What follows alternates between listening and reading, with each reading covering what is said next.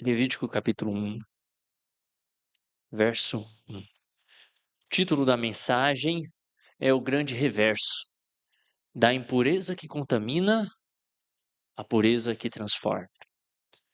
O livro de Levítico, ele foi escrito para resolver um problema relacionado ao pecado. O capítulo 1 do livro de Levítico, verso 1 diz: Chamou o Senhor a Moisés, e da tenda da congregação lhe disse. Após ter ali todo o desenho, após ter toda a construção do tabernáculo, o ser humano ainda não pode entrar na presença de Deus. O ser humano é impuro. E agora vai haver uma série de leis, que é o livro de Levítico, que vai falar como se tornar puro na presença de um Deus santo. E é sobre isso que nós vamos falar. Existe um Deus que é santo, separado, e nele há vida, e existe nós, seres humanos, que por causa do pecado, nós possuímos a mortalidade e a morte produz impureza. Consequentemente, não pode se haver no mesmo lugar a presença de Deus e a presença dos homens.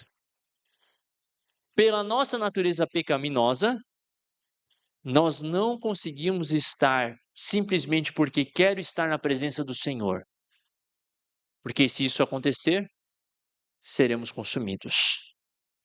E eu não esqueci hoje, nós temos também, para aqueles que estão prestando atenção, não temos hoje abacates.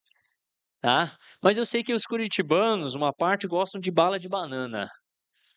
Alguns não gostaram, já fiz pela cara, tá bom, tudo bem. Para quem não gosta de bala de banana, temos aquelas lua cheia, tá bom? Alguns estão optando a bala de banana nesse momento. Abacate não vai ter, talvez semana que vem temos maçãs. Para quem estiver prestando atenção, tá bom? As crianças também vai ter pergunta no final.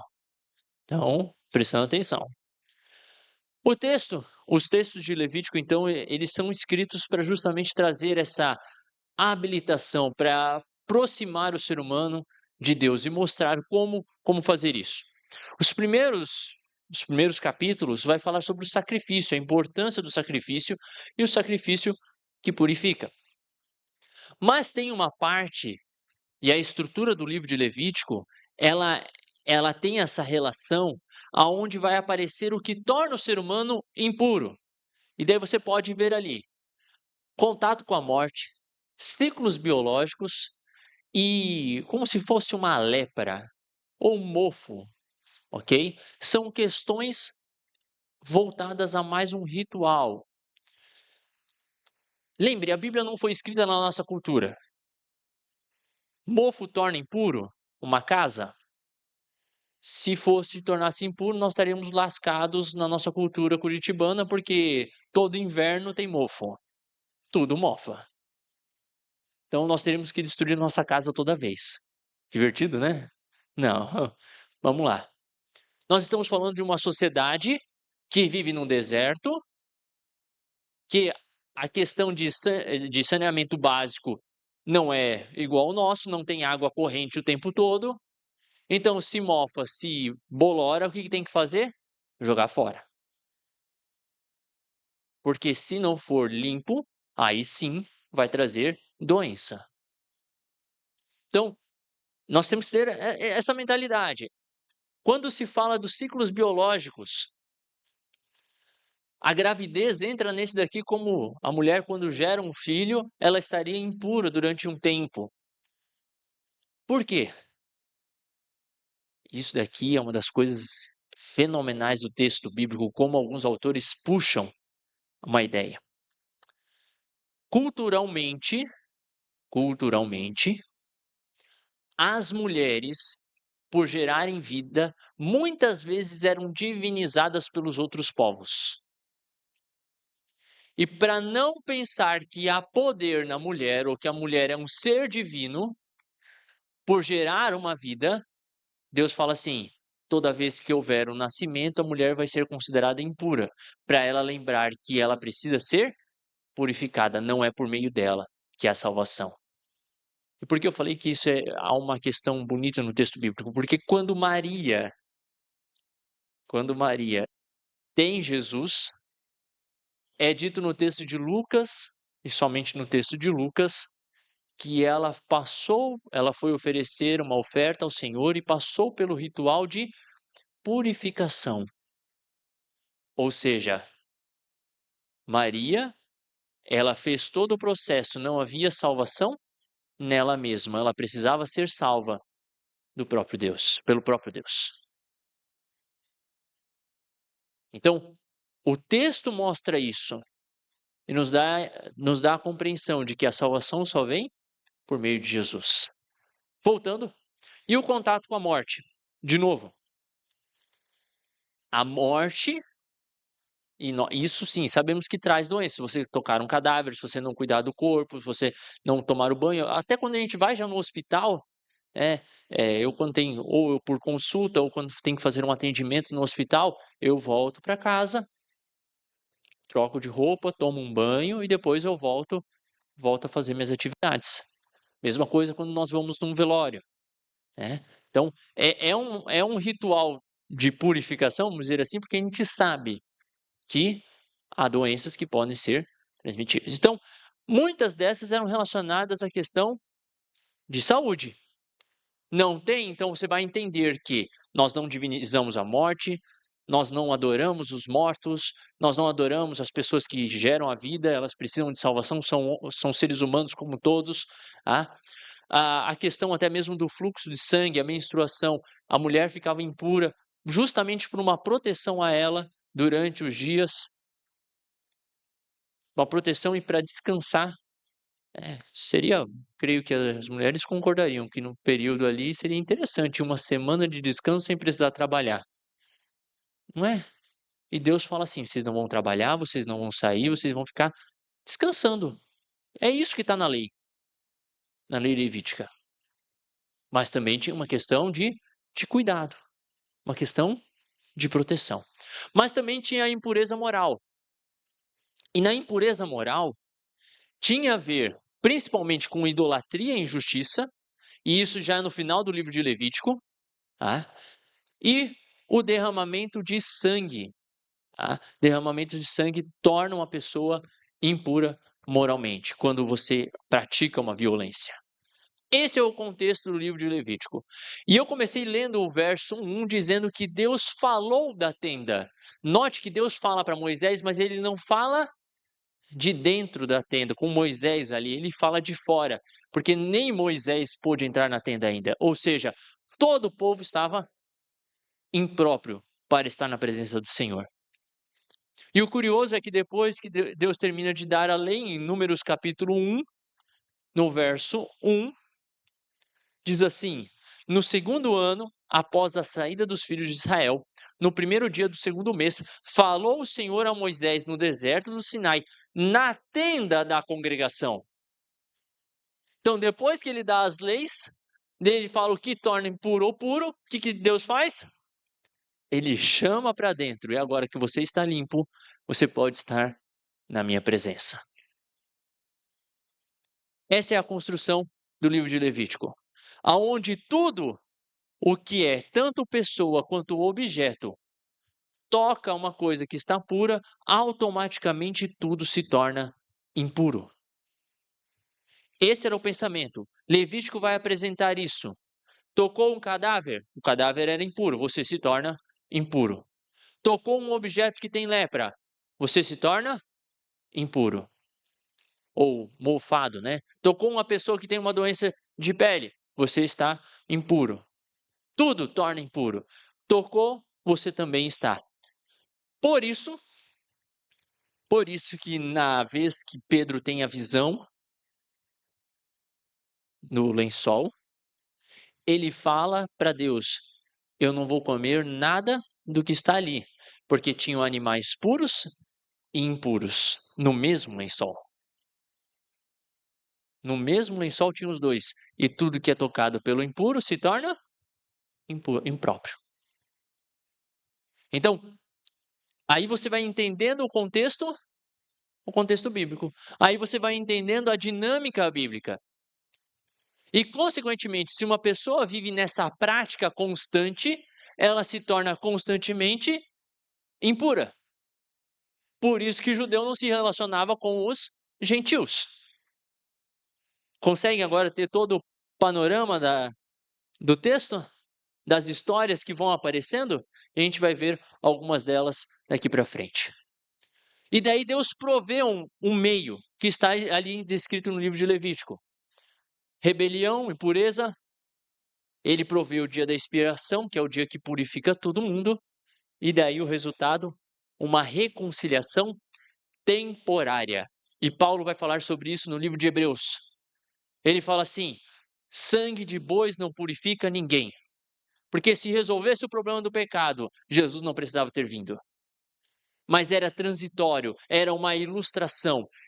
E o santuário, todas as leis levíticas, são uma ilustração do plano de salvação. E quando isso vai acontecer? Quando nós seremos purificados? Em Jesus. Jesus, quando ele vem, é dito algumas coisas sobre ele. Marcos 1, 24. Ele é o santo de Deus. Lembra que Deus é santo, Deus é separado, Deus é puro.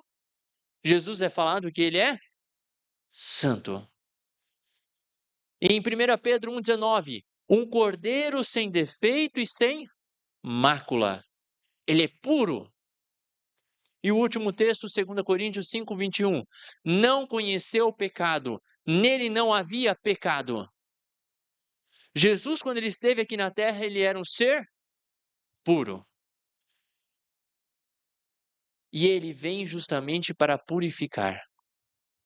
Ezequiel, capítulo 36, verso 25 e 26, uma profecia que dizia: então aspergirei água pura sobre vós e ficareis purificados de todas as vossas imundícias, e de todos os vossos ídolos vos purificarei, e vos darei um coração novo. Uma promessa divina que Deus iria purificar, e essa purificação vem em Jesus. Essa purificação vem em Jesus.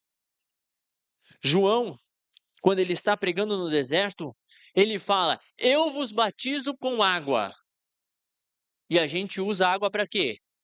Para limpar, certo? Mesmo que às vezes põe um produtinho ali, a gente usa água para limpar. A base ali geralmente é a água. Mas ele diz: vem alguém que é maior que eu, e ele vos limpará, ele vos purificará, ele vos batizará com fogo.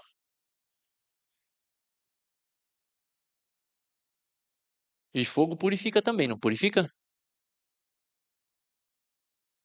Quando precisa o ouro, quando se acha o ouro, né? O ouro, para se tornar puro, ele precisa passar pelo processo esqueci o nome, mas se ele precisa ser esquentado. Né? Tem um nome, agora me fugiu.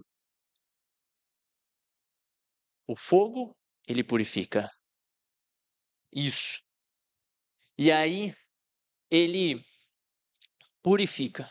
E o Espírito Santo, em Atos capítulo 2, ele desce como língua de fogo. O principal papel do Espírito Santo não é dar os dons. O principal papel do Espírito Santo é purificar. É nos guiar a toda a verdade em Cristo Jesus. É nos levar a Cristo Jesus, o sangue de Jesus nos purifica, e aí ele nos dá os dons depois que nós fazemos parte do corpo de Cristo. E quando nós somos batizados, nós somos também batizados no Espírito Santo. Então, quem faz o trabalho em nosso coração de nos aperfeiçoar é o Espírito Santo. Gálatas 5, 22. O fruto do Espírito é o amor. O fruto do Espírito transforma nós, nos transforma. Então, o fogo, o João prometeu que em Jesus haveria uma purificação de verdade. haveria uma purificação real. E quando Jesus esteve na terra, ele fez isso. Havia seres que estavam impuros, e alguns impuros há muito tempo. E é interessante que você vai vendo que Jesus vai tocando essas pessoas, ou essas pessoas vão tocando, e tudo que vai tocando em Cristo vai sendo purificado. A principal história que nós temos em mente é daquela mulher que tocou nele. Quem viu a imagem vai lembrar dessa história.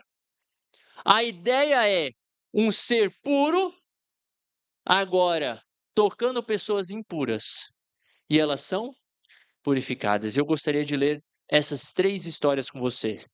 Lucas capítulo 8. 3 histórias de purificação.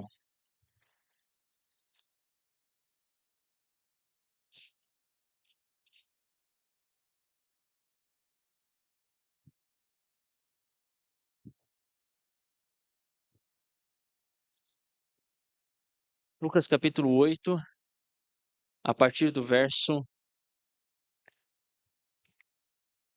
26. Muito bem, Felipe. Aqui é uma balinha para você. E para você também tinha falado ali, ó. Você quer de banana? Tanto faz, pode ser essa. Banana, pode ser? Nós não vamos ler todos os versos, mas nós vamos ler algumas partes, porque as histórias são bem conhecidas e o que importa é o poder de Deus em cada uma dessas situações. Verso 26. Então rumaram para a terra dos Gerazenos, fronteira da Galileia. Quem são os Gerazenos? A região de Gadara, é uma região ali, eram 10 cidades influenciadas totalmente pelos helenistas, pensamento grego. E muitos deles eram judeus que não estavam muito aí pela religião, ou gentios vindo de outros povos que estavam habitando ali.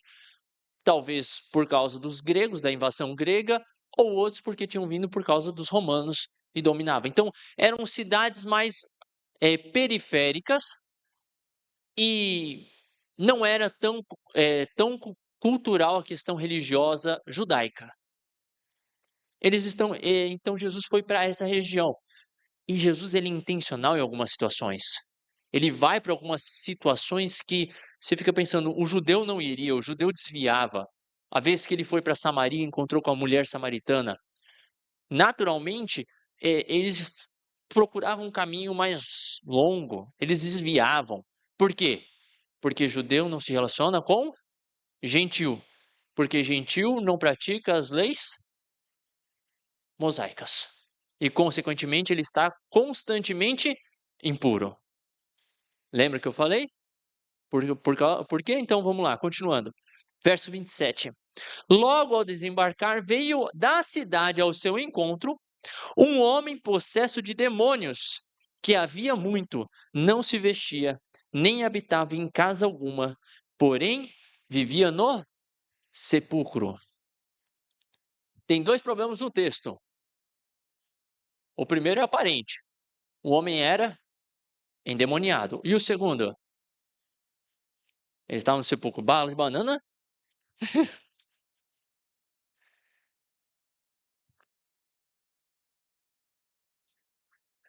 Ele estava no sepulcro. O sepulcro é relacionado ao quê? Impureza. Alguém falou? Foi o Zeidan. Ali, ó. Bala de banana também ou a banana? Vamos ver se ainda tem, né? Tem. Depois você pega, Zeidan. Vou deixar separado aqui. Impureza. Sepulcro é relacionado à impureza.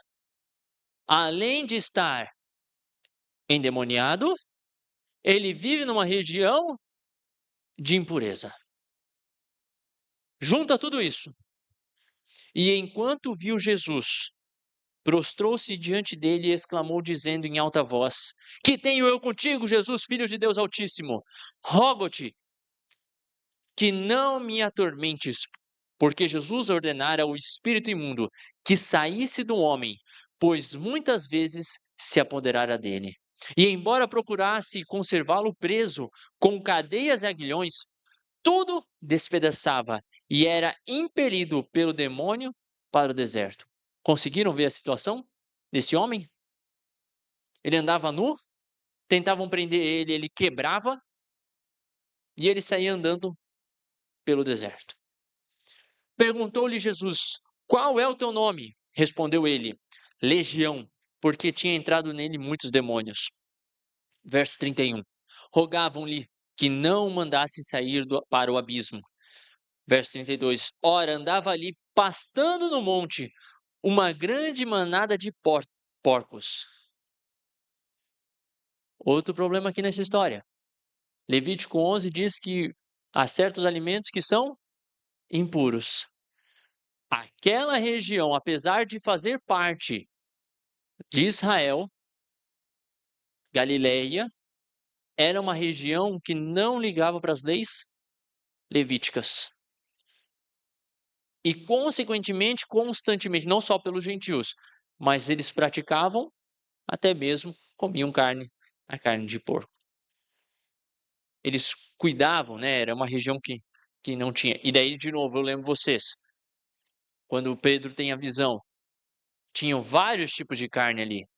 Ele não quer comer por quê? Porque a carne pura está tocando a impura. Ora, continua. Rogaram-lhe então que permitisse entrar naqueles porcos e Jesus o permitiu.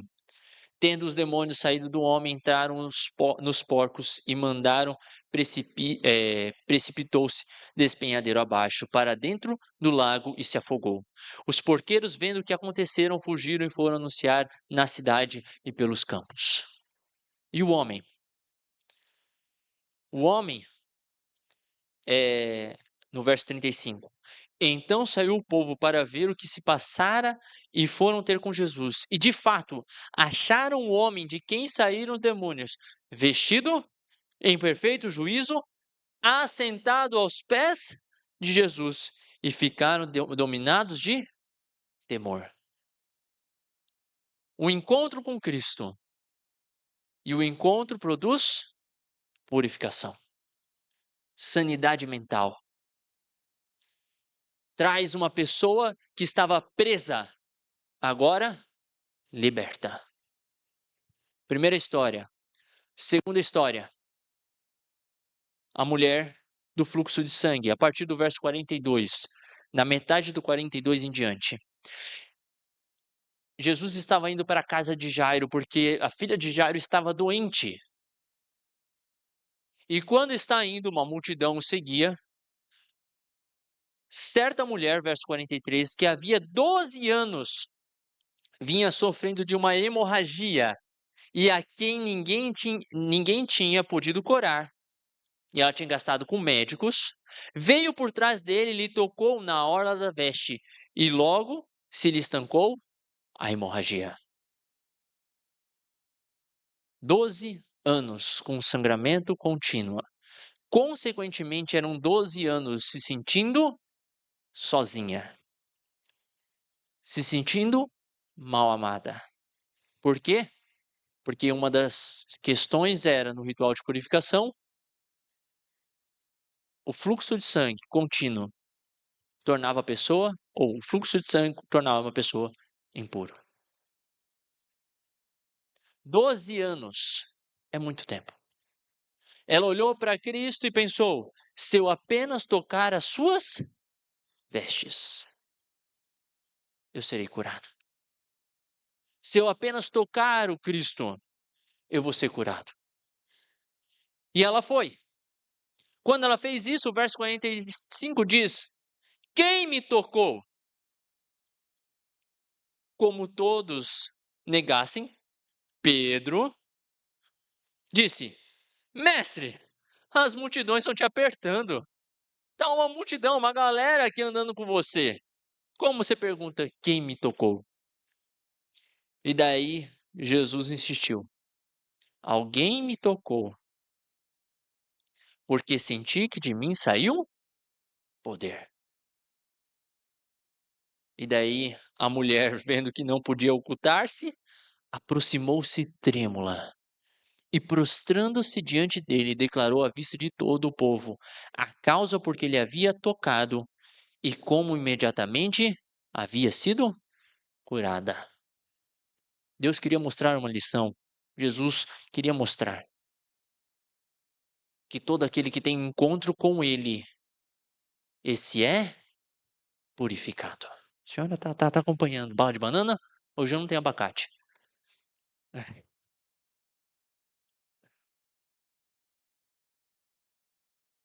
É purificado. E aí ele só diz para a mulher: você está limpa, vá em paz. Última história. Falava ele ainda quando veio uma pessoa da casa do chefe da sinagoga dizendo: tua filha já está morta, não incomode mais o mestre. Lembra? Jairo tinha ido para Jesus pedir: Jesus, vem para minha casa e traga a cura para a menina. Agora alguém vem na direção de Jairo e fala: Jairo, não incomoda mais, já morreu, não tem mais o que fazer. Verso 50. Mas Jesus, ouvindo isso, lhe disse: não temas, crê somente e será salva. Tinha acabado de haver um testemunho de crença e a mulher tinha sido salva. Agora você vê de novo um testemunho de crê e será salvo. Tendo chegado a casa, ninguém permitiu que entrasse com ele, senão Pedro, João, Tiago e bem assim o pai e a mãe da menina. Verso 54. Entrando ele, tomando-o pela mão, disse-lhe em alta voz: menina, levante. Na primeira história, não há uma presença de toque de Jesus no endemoniado. Você vê que aquele endemoniado fica à distância de Cristo. Mas logo que ele é liberto, ele vai para perto, ele está aos pés. Na segunda história, a mulher vai e toca Jesus.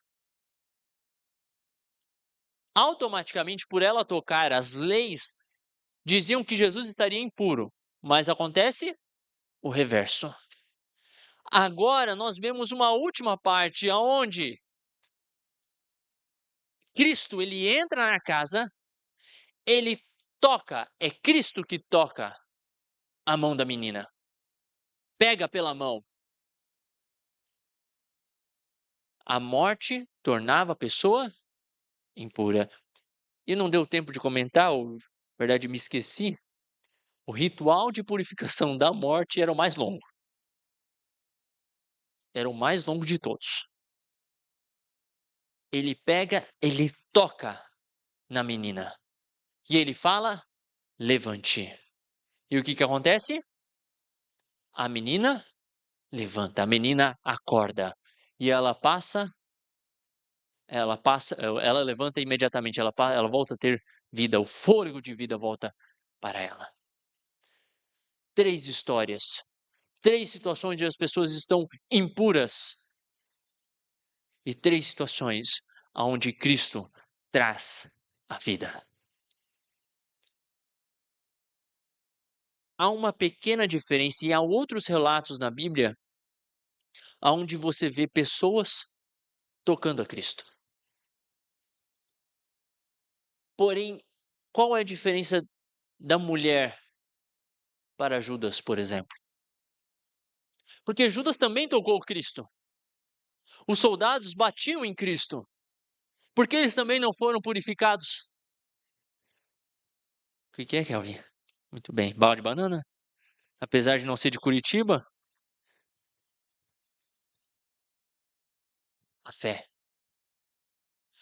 A fé daquelas pessoas é o que possibilitava. A salvação vem de Cristo. Jesus possibilita que todos sejam purificados, todos sejam limpos, todos possamos agora chegar à presença de Deus, estarmos de volta em relacionamento com Deus. Porém, se você não quiser, você não será purificado. Eu não serei purificado. A purificação depende de uma questão minha. E tem um detalhe: não importa se você vai ou se Jesus vem. O importante é o que Cristo faz. Na história, a mulher ela tem fé. E é a única que é dito que a fé é dela. ela toca e ela é transformada. Os outros, eles não querem saber.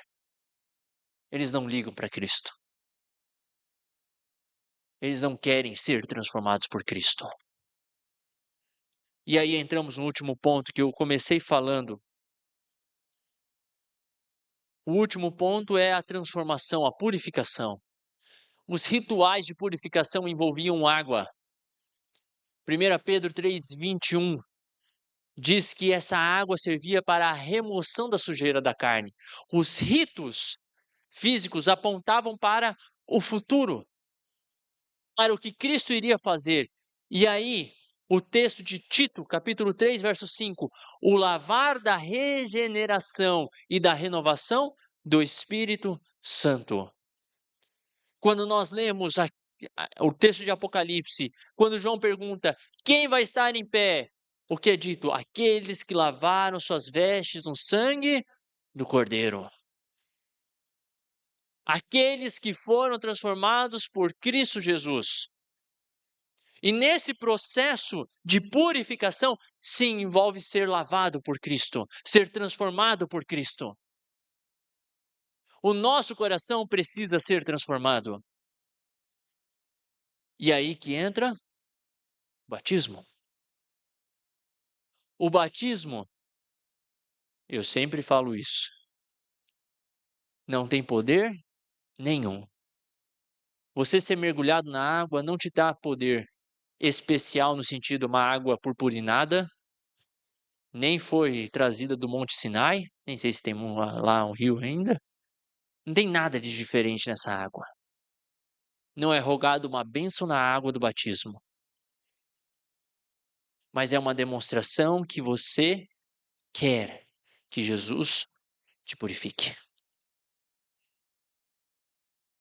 É uma demonstração que você quer que Jesus te transforme. É uma demonstração que você quer estar para sempre com Cristo Jesus, porque você entende que aonde Cristo está, a vida está. Aonde Cristo está, não há impureza, não há efeito do pecado, não há morte, não há dor, não há tristeza. E essa é a promessa que nós aguardamos em Apocalipse 21. A presença de Cristo para todos sempre é o que garante que não haverá mais dor, morte, tristeza, pranto. Não há mais o mar à distância. Não há mais influência de Satanás. E nem mais precisamos viver nos sepulcros. A presença de Cristo é a presença que traz vida. Tem Cristo sido presente em sua vida? Tem Cristo transformado a sua vida dia a dia?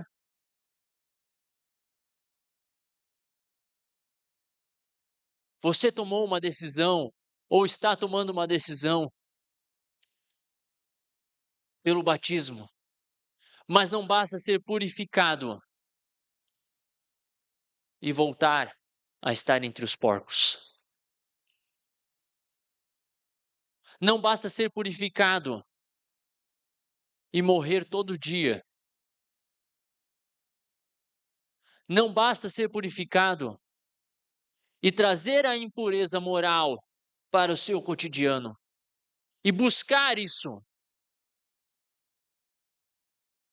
Cristo precisa entrar na vida constantemente. Cristo precisa transformar eu e você constantemente por meio do Espírito Santo.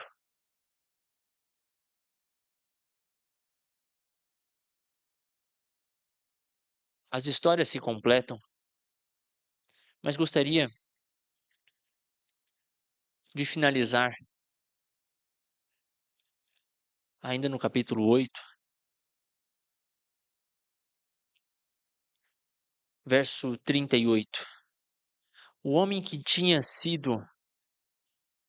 que tinha saído dos demônios, rogou-lhes que deixasse estar com Jesus. Porém, Jesus o despediu, dizendo: volta para casa e conta aos seus tudo que Deus fez por ti. Então ele foi anunciando por todas as cidades todas as coisas que Jesus tinha feito. Um último resultado de quem é purificado: presença constante na missão. Quer constantemente falar de Jesus Cristo. A gente pensa que os primeiros a saírem para testemunhar sobre Cristo Jesus foram os discípulos. Os discípulos são instituídos no capítulo 9. Ou seja, até aquele momento não tinham os 12 saído ainda. No capítulo 8, nós temos o primeiro missionário para os gentios. E ele vai testemunhar o que Cristo fez e que só Jesus pode transformar. Todo aquele que é nascido no reino de Deus nasce como um missionário. Um cristão não foi feito para estar nos bancos. Quem tem um encontro com Cristo carrega em seu DNA transformado a mesma incumbência que esse homem tem de ir e anunciar o que Cristo fez na sua vida e levar outros a conhecer o Cristo que purifica. Se você não tem vivido uma vida com o Cristo que purificou, ou vamos começar anterior.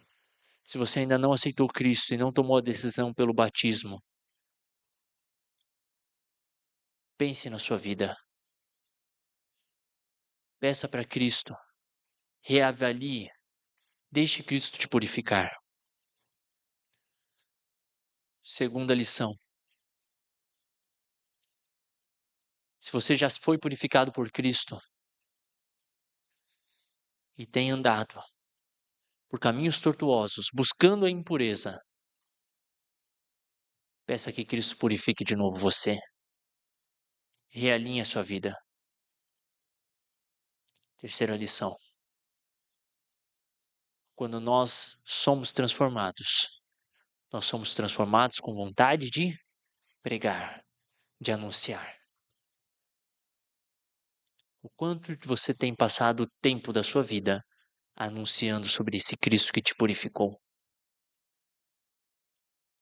O quanto você tem testemunhado desse Cristo que te purifica todos os dias? Cristo espera que todo aquele que é transformado, purificado, anuncie para outros, para que outros também sejam purificados.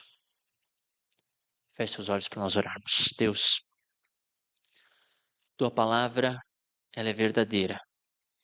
E hoje nós vimos que Cristo, e somente Cristo, é aquele que pode nos purificar, é aquele que pode nos limpar, é aquele que pode nos capacitar a pregar. Nós precisamos de Cristo na nossa vida. Nós precisamos ser purificados. Nós precisamos ser limpos. Nós precisamos ter nossa mente transformada. Se alguém aqui não desejou ainda ser purificado por Cristo, que o teu Espírito venha fazer essa transformação. Que o teu Espírito venha ajudar a tomar essa decisão. Se alguém andou longe dos seus caminhos, esteve buscando aquilo que o torna impuro, buscado o pecado, buscado a morte, Senhor, que o teu Espírito o convença, mude o coração dele. E por fim, Senhor, nos habilite para sermos suas testemunhas até que o Senhor venha. Que a graça de Jesus, o amor de Deus o Pai e a comunhão do Espírito estejam hoje e sempre conosco. Amém.